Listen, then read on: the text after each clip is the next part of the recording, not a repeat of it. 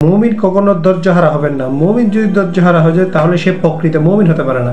কেননা হযরত আইয়ুব আলাইহিস সালামের ঘটনা দেখেন, যখন হযরত আইয়ুব আলাইহিস সালামের পুরো শরীরের মধ্যে পোকা ধরা লাগছে, তখন হযরত আইয়ুব আলাইহিস সালামকে পাড়াপড়শি সকলে ঘৃণা করতে লাগলেন। হযরত আইয়ুব আলাইহিস সালাম থেকে সকলে দূরে সরে যাচ্ছেন। তখন নিজের এমনকি নিজের স্ত্রী ছেলে সন্তানে তাকে ছেড়ে চলে যাচ্ছেন রোগের কারণে। এলাকাবাসী তাকে বাইর করে দিতেছেন, তার ছেলে মেয়েরা তাকে ছেড়ে চলে যাচ্ছেন। সেজন্যই তখনই হযরত আইয়ুব আলাইহিস সালাম ধৈর্যহারা হন নাই। কেননা তিনি জানেন একমাত্র আল্লাহ তাআলা তিনি এই রূপ দিয়েছেন, এই রূপ একমাত্র আল্লাহ তাআলা তার থেকে নিয়ে যাবেন।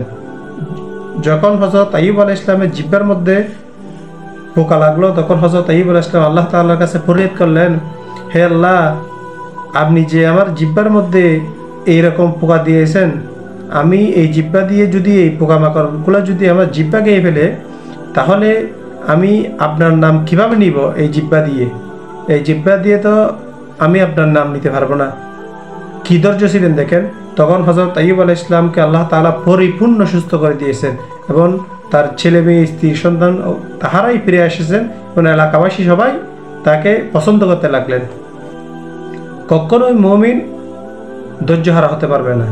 আল্লাহ তাআলা মুমিনের উপর পরীক্ষা করবেন, অনেকভাবে আল্লাহ তাআলা মুমিনের উপর পরীক্ষা চালাবেন। এই পরীক্ষার মধ্যে পাশ হতে হবে। এই পরীক্ষা হচ্ছে ধৈর্যের পরীক্ষা। যে কোনো কিছুর মধ্যে আপনি যদি ধৈর্যহারা হয়ে যান তাহলে আপনি সফল হতে পারবেন না। সফল হওয়ার জন্য একমাত্র ধৈর্যই লাগবে। হযরত আইয়ুব আলাইহিস সালামের ঘটনা দেখলে আপনি বুঝতে পারবেন। এমনকি ইয়াকুব আলাইহিস সালামের ঘটনা দেখেন, হযরত ইয়াকুব আলাইহিস সালামের ছেলে হযরত ইউসুফ আলাইহিস সালামও ধৈর্যহারা হন নাই। কেননা তিনি জানেন একমাত্র আল্লাহ তাআলা তাকে রক্ষা করবেন। সবাই মিলে যখন তাকে কূপের মধ্যে ফেলে দিলেন, তখনই হযরত ইউসুফ আলাইহিস সালাম ধৈর্যহারা হন নাই। কেননা তিনি জানেন একমাত্র তাকে বাঁচানোর মালিক হচ্ছে একমাত্র আল্লাহ তাআলা। সেজন্য তাকে কূপে ফেলে দেওয়ার পর আল্লাহ তাআলা তাকে মিশরের সিংহাসনে বসিয়ে দিয়েছেন। এগুলো হচ্ছে আল্লাহ তাআলা অসম্ভবকে সম্ভব করতে পারে, সম্ভবকে অসম্ভব করতে পারে। এগুলো হচ্ছে আল্লাহ তাআলার কাজ। আমাদের চট্টগ্রামের মধ্যে একজন হুজুর ছিলেন, যিনি বলছেন আল্লাহ তাআলার আমাদের চট্টগ্রামের ভাষার মধ্যে বলছেন আর কি, আল্লাহ তাআলা উনাকে বলে যার মধ্যে সব কিছু আছে কিন্তু কাহারও দরকার নাই, এটাকে বলে আল্লাহ।